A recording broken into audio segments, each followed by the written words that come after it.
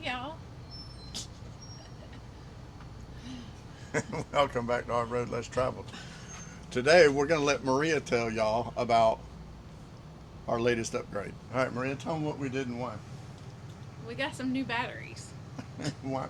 Why did we get new batteries? because 3 batteries last a lot longer than 1 battery. How how big was our only battery? I don't know. And how big are the batteries we have I now? don't know. All I know is we can be unplugged for a lot longer now.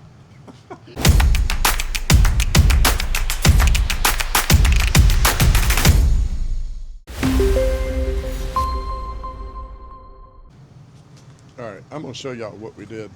And I'm going to put video over it because I didn't get a lot of video while doing this. In the video, you'll see that in this section here is where we originally had the batteries, and that's where I wanted them. But Maria squawked like a broke winged duck in the stump hole, and I had to move them. This is where they ended up. Now, you'll see I just made a cradle for the top battery to sit in, and then I screwed it in right here in the generator compartment. Get up in here, but everything is blocked off. I don't have anything touching.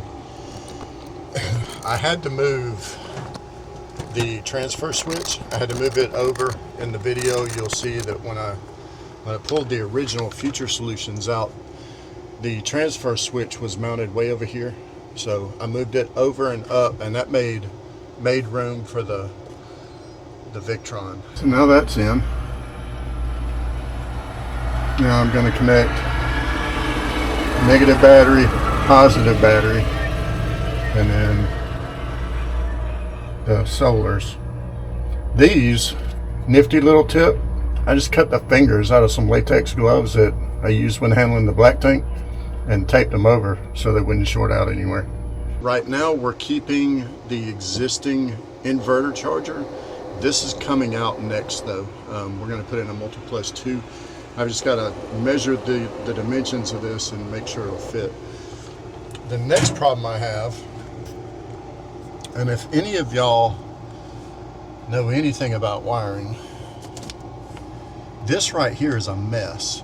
And honestly, I can't believe that RV manufacturers are doing this.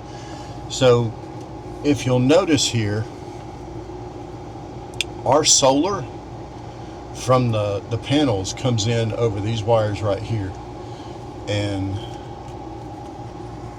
it just goes through I think that's a 30 amp breaker. Why did we go LiTime? We didn't actually necessarily want to go LiTime. I think it's a good battery. We've seen a bunch of reviews on it.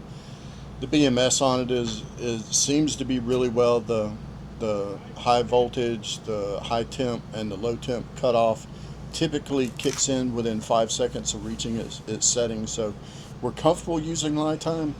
The battery manufacturer we wanted to use, we never could get them on sale, and we just couldn't afford $5,000 for lithium batteries. These are 3 280 amp hour batteries. So we've got 840 amp hours, whereas we only had 100 amp hours to begin with. By my calculations, with just the refrigerator running and some other, call it parasitic draws, we're looking at anywhere from 10 to 21 days of being able to walk away from the rig and not have to worry about it being powered up. Maria alluded to the fact that now we could go further.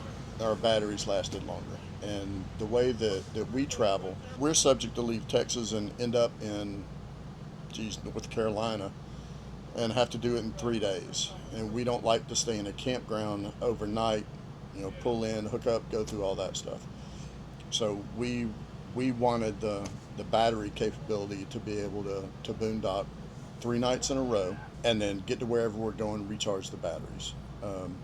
Without the assistance of solar. That's assuming that it rains all 3 days. I think we've done that. We're going to test that out. Here's what we spent. The solar controller. Now, it's the biggest one that I think you can get from Victron.